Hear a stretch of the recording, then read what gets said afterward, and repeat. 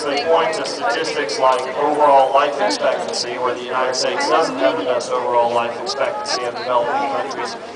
But a lot of that has to do with the heterogeneity of our society and some of the lifestyle choices that we make. And actually, if you take away homicide and auto accidents, we do have the longest life expectancy in the world of developed nations.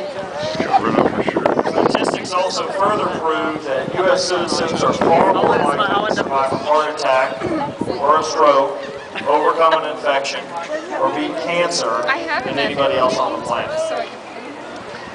We take that fact for granted. It wasn't always that way. In fact, in the early days of medicine, time of Hippocrates, about 400 BC, you were much better off if you were Greek, because they figured out that environmental factors and decisions that people made were the cause of disease, not necessarily Zeus and Zeus's wrath. Up until the late 19th century, you were actually better off to be Western European, either Italian, German, or French, because those were industrialized nations, they were wealthy, and they had the best medical advancements in medical care. In fact, young Americans during this period became doctors mostly out of family tradition, and if they had the means, they actually traveled to Europe to get all their hands-on medical training. The rest learned as rudimentary apprentices, essentially. There wasn't any medical research in the United States at that time. Medications were limited, physicians were scarce. In many parts of the country, you were just as likely to be cured by a traveling snake oil salesman as you were by a physician. And then something happened that changed all that. In the late 1880s, medical schools were established in the United States, followed by formal doctor training programs. Large hospitals became affiliated with the medical schools, and labs were constructed for medical research. Over the next 100 years, the quality of medical care skyrocketed and passed all the other developed nations.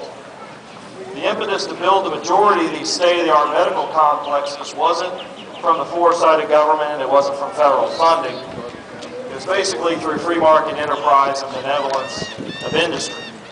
I'm sure you've heard of places like Johns Hopkins, MD Anderson, Memorial Sloan Kettering Cancer Centers. Well, Johns Hopkins was a railroad tycoon. MD Anderson was a banker and a cotton tycoon, and Alfred Sloan of Memorial Sloan Kettering developed ball bearings and later on went on to found General Motors.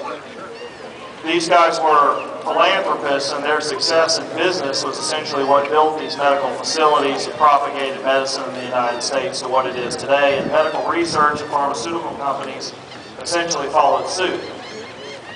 So once these facilities were built, American physicians now had organized cutting-edge education and training facilities and infrastructure that enabled research, so medicine became exciting in the United States. And there was a new enthusiasm, and many of the best and brightest gravitated toward medicine as a career. The United States medical care got better and better. And that brings us to where we are today. We're still the world leader in medical care quality. Medicine is still an exciting and rewarding profession. Many of our best students still pursue medicine as a career. If you live in another country and you want to become a good or a great doctor, you apply to the United States Medical School.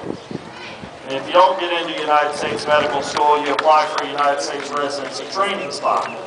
And if you don't get that, then unfortunately you're out of luck. And if you live in another country and you get sick, if you're wealthy, or if you're influential, or if you're both, you come to the United